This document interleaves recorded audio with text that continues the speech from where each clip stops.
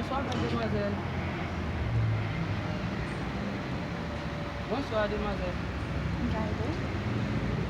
S'il te plaît, avant de venir. Demi daqui sa. Tingate junim la. Pour dire ça là.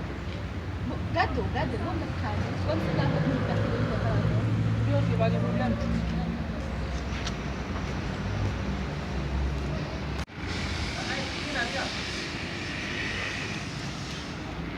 Oh, wow. Ano ba si Ken Campina? Baby! Iya mau, ça va? Kahit naman na siya.